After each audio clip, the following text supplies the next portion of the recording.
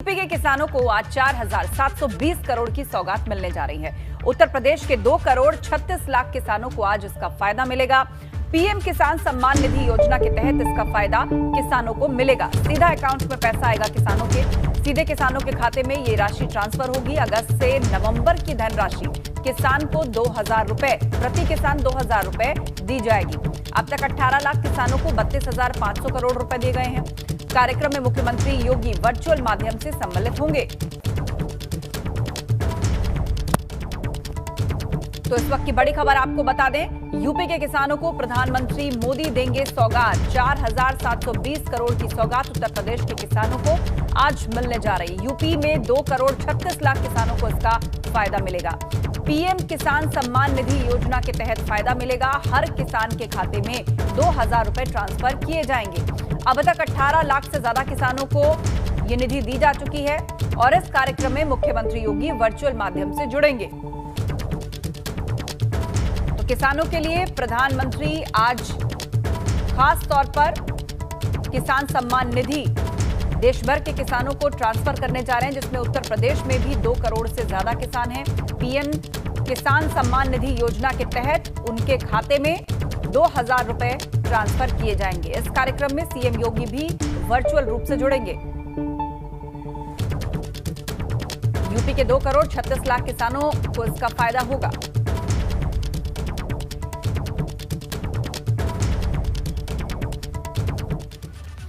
खबर दिल्ली से है, जहां संसद के मॉनसून सत्र का आज आखिरी सप्ताह शुरू होता है।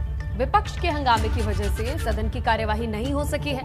हालांकि सरकार ने सदन में दर्जन से अधिक बिल पारित करवाए हैं। जासूसी कांड, कृषि कानूनों को लेकर आज भी हंगामे के आसार हैं। लेकिन बड़ी बात यह है कि बिना चर्चा के दर्जन से अधिक बिल पास हो चुके हैं। आज लोकसभा में सरकार पेश करेगी 127वां संशोधन सहित 3 नए बिल।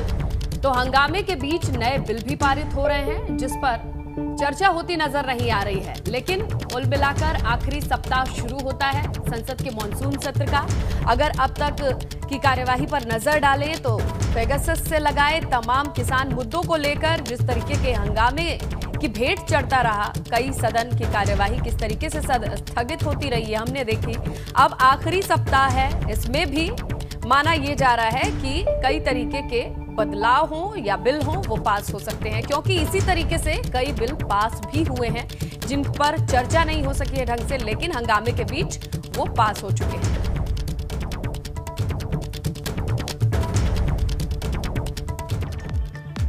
और अगली खबर लखनऊ से, काकोरी के वीर शहीदों को श्रद्धांजलि देंगे आज मुख्यमंत्री योगी आदित्यनाथ। राज्यपाल आनंदीबेन पटेल भी वीर शहीदों को आज श्रद्धांजलि देंगी। इस मौके पर स्वतंत्रता संग्राम के शहीदों के परिजनों का सम्मान किया जाएगा। स्वतंत्रता संग्राम सेनानियों पर आधारित प्रतियोगिता का भी आयोजन होगा, जिसमें चित्र प्रदर्शनी, म्यूरल प्रदर्शनी और चित्रकला प्रतियोगिता का आयोजन किया जाएगा। काकोरी के वीर शहीदों को आज श्रद्धांजलि दी जाएगी। राज्यपाल आनंदीबेन पटेल भी वीर शहीदों को श्रद्धांजलि देंगी। स्वतंत्रता संग्राम के शहीदों के परिजनों का इस मौके पर आज सम्मान किया जाएगा। स्वतंत्रता संग्राम सेनानियों पर आधारित एक प्रतियोगिता भी आज लगाई जाएगी, जिसमें चित्र प्रदर्शनी, म्यूरल प्रदर्शनी और चित्रकला प्रतियोगिता ऑर्गेनाइज होगी।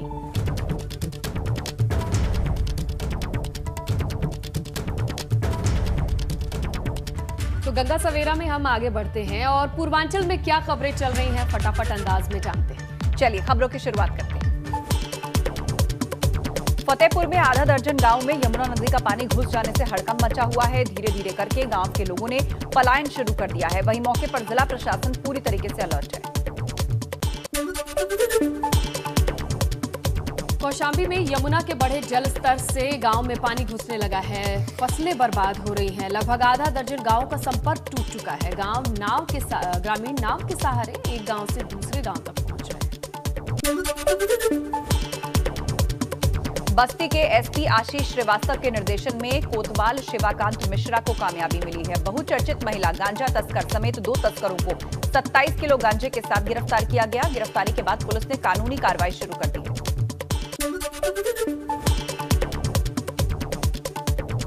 मऊ में छत्तीसगढ़ से आ रहे परिवार की गाड़ी अनियंत्रित होकर खाई में जा गिरी। कार में सवार 7 लोगों में से 5 की मौके पर ही मौत हो गई, 2 घायल हैं। वहीं सूचना मिलते ही मौके पर पुलिस ने सभी शव कब्जे में लेकर पोस्टमार्टम के लिए भेज दिया है। गाजीपुर में गंगा के जलस्तर में लगातार इजाफा हो रहा है, जिसके चलते गंगा खतरे के निशान से करीब 600 सेंटीमीटर ऊपर बह रही है। सैकड़ों गांव गंगा से घिर चुके हैं और लोगों को अब समस्याओं का सामना करना पड़ रहा है।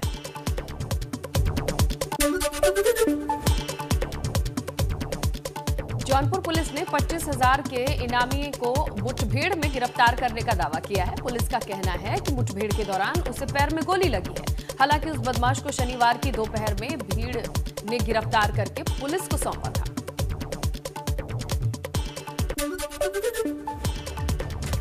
तो पूर्वांचल की खबरें सुपरफास्ट अंदाज में आपने देखी है। बुलेटिन में आगे बढ़ेंगे।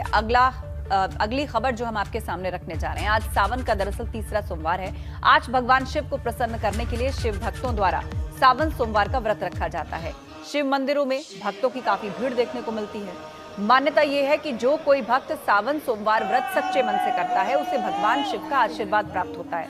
हालांकि कोरोना की वजह से मंदिर और शिवालयों में कई तरह की पाबंदियां हैं। साथ ही इस बार सावन में कांवड़ यात्रा पर भी पाबंद है। बावजूद इसके मंदिरों में शिव भक्तों का तांता लगने की पूरी उम्मीद है। जैसा कि हमने बाकी सोमवार को देखा था, इस बार भी कोरोना प्रोटोकॉल को ध्यान में रखते हुए शिवालयों में रौनक नजर आएगी, यही उम्मीद की जा रही है।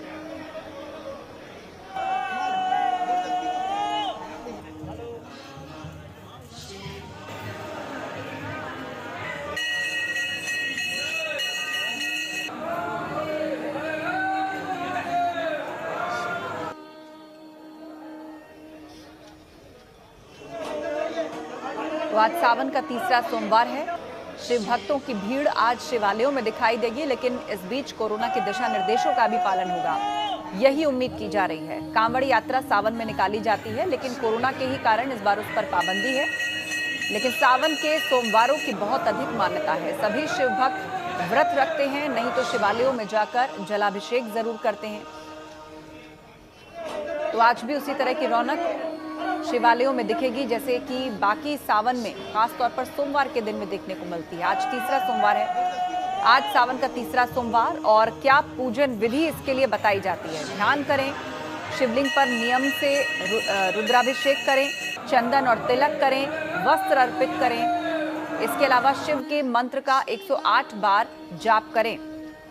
जल्दी उठें, नहाएं और साफ कपड़े पहनें। ध्यान करें और ईमानदारी से व्रत रखने का संकल्प लें। शिवलिंग पर नियम से रुद्राभिषेक करें, जल चढ़ाएं।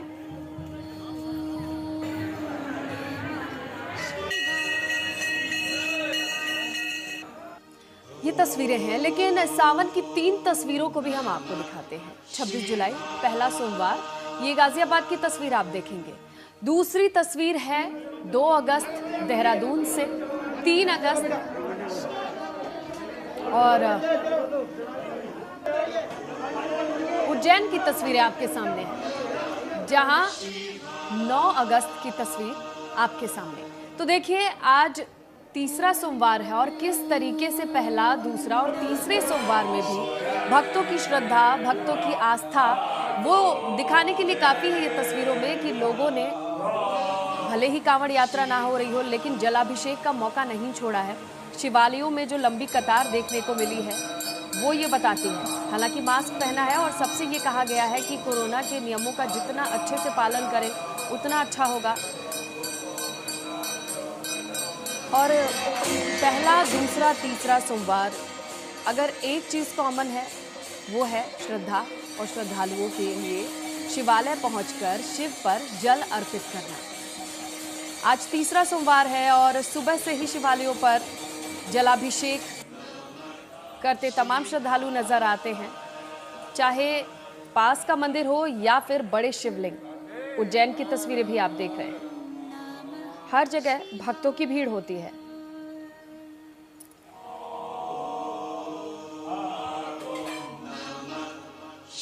तो किस तरीके से शिव भक्त उमड़े हैं शिवालयों पर, ये जानने के लिए हम रुक करते हैं ग्राउंड का। हमारे सहयोगी वाराणसी से नीतीश पांडे हैं, कानपुर से रतीश त्रिवेदी हैं, गाजियाबाद से शक्ति सिंह हैं और बरेली से अनूप हैं। आप सभी का स्वागत करते हुए वाराणसी चलना चाहेंगे नीतीश के पास और जानने की कोशिश करेंगे कि देखिए, कोरोना भले है लेकिन श्रद्धा और सावन में शिव पर जलाभिषेक, ये दो चीजें हैं जो लोग चूकना नहीं चाहते हैं। तस्वीरें दिखाई नीतीश। निश्चित तौर पे अगर बनारस और अगर बात करें तो भगवान शिव, ये अपना एक नाता है। महादेव की नगरी कही जाती है। सावन का तीसरा सोमवार, कहते हैं कि 4 सोमवार जो होते हैं वो अलग अलग कामनाओं को लेकर दर्शन किया जाता है। प्रथम सोमवार धर्म की कामना, दूसरा अर्थ, तीसरा काम कामना और चौथा मोक्ष की कामना से दर्शन होता है। तो आज भक्त शिवालयों में, देवालयों में पहुंच रहे हैं, दर्शन कर रहे हैं, जलाभिषेक कर रहे हैं। मान्यता है कि इससे मनोकामना पूर्ति का आशीर्वाद मिलता है, ग्रह बाधा दूर होती है और इसके साथ ही भोलेनाथ का पूर्ण आशीर्वाद मिलता है। तो जो लोग यहाँ पर पहुँचे हुए हैं, जो लोग यहाँ पर दर्शन करने, अभिषेक करने पहुँचे हुए हैं, इनसे बातचीत भी करेंगे और जानेंगे कि आज का दिन और ख़ास तौर पे सावन के तीसरे सोमवार का दिन कितना खास मायने रखता है, किस तरह से खास मायने रखता है, किस तरह से आज आप लोग पूजा करते हैं और आज का दिन कितना खास। आज का दिन अच्छा है और सोमवार का तीसरा सोमवार है ये, सावन का ये, और ये शंकर जी की मूर्ति है, हम लोग यहाँ पूजा करते हैं और सोमवार को प्रतिदिन करते हैं। सावन बाबा के दर्शन होते हैं, कहते हैं कि काशी के हर कंकर में शंकर होता है। तो ऐसे में क्या होता है, अगर खास तौर पे सोमवार के दिन बाबा की कैसी विशेष कृपा बरसती है? बाबा की कृपा बरसती है तो बरसेगा ही। सेवा करेंगे तो आज हम उनकी पूजा करेंगे तो हमको आशीर्वाद देंगे ही देंगे। क्या क्या चढ़ावे में चढ़ाते हैं? माला है, चंदन है, धूप है, अगरबत्ती है, मधु है, शहद है, घी है, दही है। अभिषेक की बात करें तो अभिषेक किन किन चीज़ों से खास तौर पे करना चाहिए जिससे लाभ मिले भक्तों को, और खास तौर पे तीसरे सोमवार को लेकर? आज के दिन जो है अगर गन्ने के रस से किया जाए तो उत्तम रहेगा। जला कहते हैं कि शिव बिल्कुल। जल धारा तो नीतीश, प्रिय। आपने तो बताया शिव को जल कि धारा आज प्रिय है। यानी ऐसे में सावन क्या? के सोमवार के दिन भोलेनाथ को प्रसन्न करने के लिए जो पंडित हैं वो किस तरह पूजा की जाए, क्या अर्पित किया जाए, इसके बारे में बता रहे हैं। अब हम रुख करना चाहेंगे गाजियाबाद का, वहां से शक्ति सिंह हमारे साथ जुड़े हुए हैं। शक्ति, गाजियाबाद की बात करें तो यहाँ का जो दुधेश्वरनाथ मठ मंदिर है उसकी प्रसिद्धि दूर दूर तक है। इसकी प्राचीनता, इसकी महिमा को लोग बहुत मानते हैं, यहाँ मनोकामनाएं लेकर आते हैं, मन्नत मांगते हैं। तो सावन के तीसरे सोमवार के दिन यहाँ से किस तरह की तस्वीरें मिल रही हैं? देखिए, बिल्कुल अगर हम गाजियाबाद की बात करें तो गाजियाबाद में दुधेश्वरनाथ मंदिर, कहते हैं कि सावन के सोमवार में जो कोई यहाँ बाबा की नगरी पर आता है, बाबा के दर पर आता है तो उसकी मनोकामना पूर्ण होती है। वहीं आपको हम तस्वीरों में ये दिखाते हैं कि देखिए, कुछ भले ही कोरोना चल रहा हो लेकिन जो भक्त हैं, भक्तों का जो पहुंचने का सिलसिला है, जलाभिषेक करने का सिलसिला वह लगातार जारी है। लगातार भक्त यहाँ पर मौजूद हैं, काफी सारे भक्त हैं। आप देख सकते हैं कि भीड़ जो है वह काफी तादाद में है। कहा यह जाता है दुधेश्वरनाथ के लिए कि रावण के पिता ने यहाँ पर पूजा अर्चना की थी। वह यहाँ पर जो भी कोई भक्तगण सच्चे मन से आता है तो उसकी मनोकामना जरूर पूरी होती है।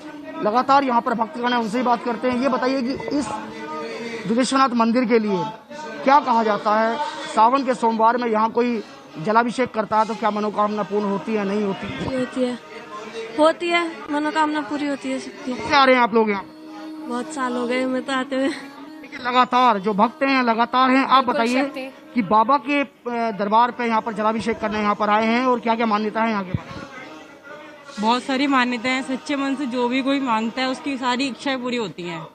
बिल्कुल, सच्चे मन से जो कोई बाबा के दर पर आता है उसकी मनोकामना जरूर पूरी होती है। भोलेनाथ मंदिर एक प्राचीन मंदिर है और भगवान शिव को जाना ही जाता है कि हलाहल पीकर दूसरे के कष्टों को निवारण करने के लिए वो एकलौते ऐसे देवता हैं जिनकी पूजा की जाती है। आइए कानपुर का भी रुख कर लेते हैं। सहयोगी रतीश मौजूद हैं। कहाँ आप पर इस वक्त मौजूद है रतीश? आप मंदिर की मान्यता बताइए और कानपुर वाले किस तरीके से शिवालय पर उमड़ रहे हैं, शिव की पूजा कर रहे हैं।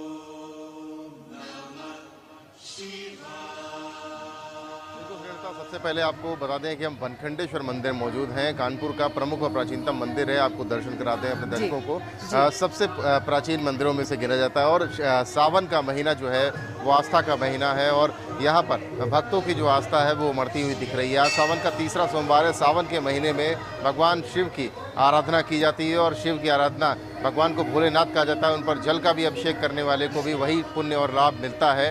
भगवान भोलेनाथ के भक्तों का तांता इस मंदिर में उमड़ता है। आनंदेश्वर मंदिर है, सिद्धेश्वर मंदिर है, जागेश्वर मंदिर है। कुछ मंदिरों में कोविड को देखते हुए भक्तों पर रोक लगी हुई है, लेकिन वनखंडेश्वर जो मंदिर है अति प्राचीन है, बहुत प्राचीनता है इसकी और यहाँ पर भक्तों को लाया जा रहा है। भक्त अगर मास्क लेकर के नहीं आ रहे हैं तो उनको मास्क मंदिर प्रबंधन के द्वारा दिया जा रहा है और उनसे कहा जा रहा है कि कोविड के प्रोटोकॉल जो है उनका अवश्य पालन करें। कोरोना की दूसरी लहर जरूर बहुत कम केसेस रह गए हैं, लेकिन फिर भी कोविड के प्रोटोकॉल को पालन कराने की बात कही जा रही है। मंदिर के प्रबंधक भी हमारे साथ हैं, उनसे बात कर लेते हैं। जो भक्त यहाँ पर आ रहे हैं, आप उन लोगों से किस तरीके से कह रहे हैं कि कोविड का प्रोटोकॉल को पालन करें?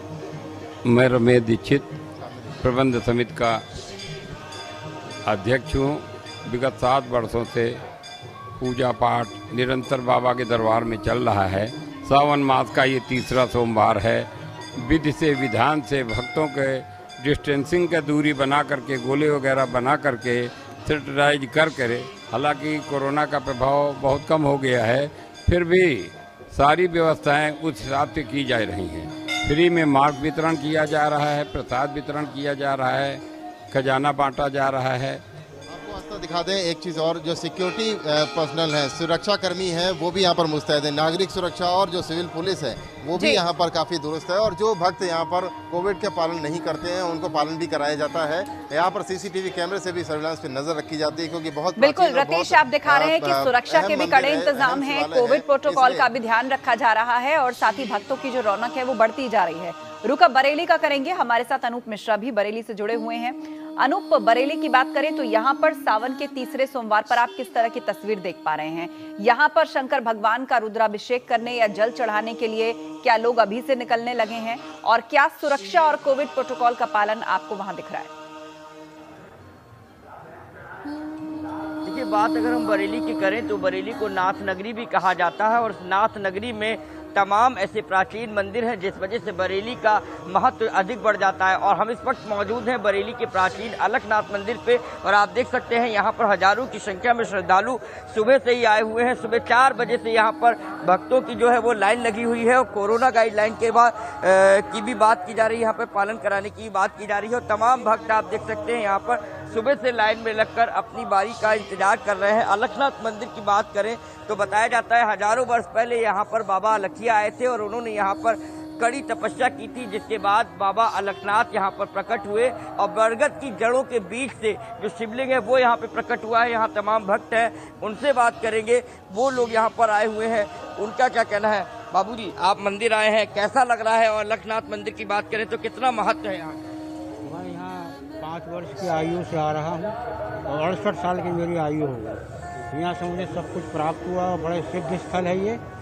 और यहाँ आने पर प्रत्येक प्राणी को अथाह आनंद की प्राप्ति होती है। आनंद की प्राप्ति होती है। आप भी आई हुई हैं, कब से आ रही हैं मंदिर में? कितना यहाँ पर आके कितना आपको सुकून मिलता है? बहुत सालों से आ रहे हैं यहाँ पर, बहुत अच्छा लगता है और यहाँ पर चालीसा कर रहे हैं हम लोग, तो रोज आते हैं। तो देखा आपने, भक्त कह रहे हैं कि वो यहाँ पर चालीसा करने आते हैं। तमाम ऐसे भक्त हैं जो बचपन से यहाँ आते हैं, रोजाना आते हैं, क्योंकि वो जब तक यहाँ नहीं आते हैं उनको अच्छा नहीं लगता, उनकी दिनचर्या अच्छी नहीं रहती, तो जिस वजह से नित्य यहाँ पर तमाम लोग आते हैं। और लाइन आपने देख ली होगी कि लंबी लाइन है, सुबह 4 बजे से यहाँ पर लाइन लगी हुई थी। तो अलकनाथ मंदिर का एक विशेष महत्व है, जहाँ पर हर भक्त चाहता है कि वो कम से कम सावन के सोमवार पर दर्शन करने जरूर आए और वहाँ पर जलाभिषेक करे, रुद्राभिषेक करे, भगवान भोलेनाथ को प्रसन्न करे, बेलपत्री चढ़ाए, धतूरा चढ़ाए, भांग चढ़ाए, ताकि भगवान भोलेनाथ जिनके बारे में कहा जाता है वो बहुत ही भोले हैं और बहुत ही जल्दी लोगों की मनोकामनाओं को पूर्ण करते हैं।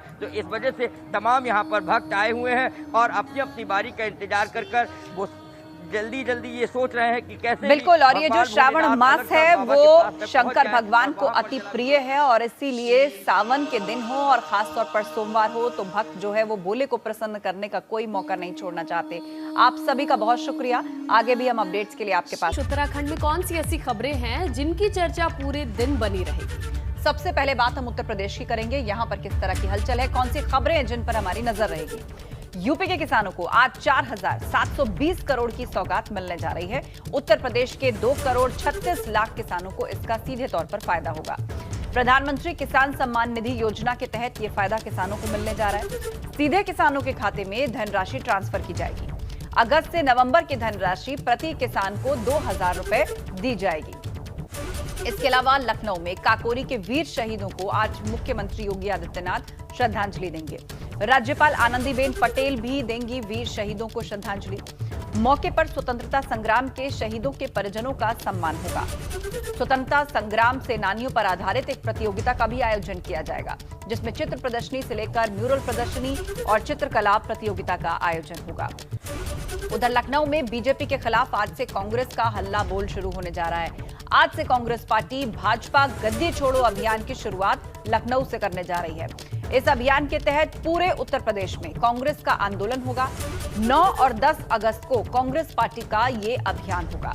राष्ट्रीय महासचिव प्रियंका गांधी वाड्रा के निर्देशन पर कांग्रेस का ये अभियान आज से शुरू होने जा रहा है।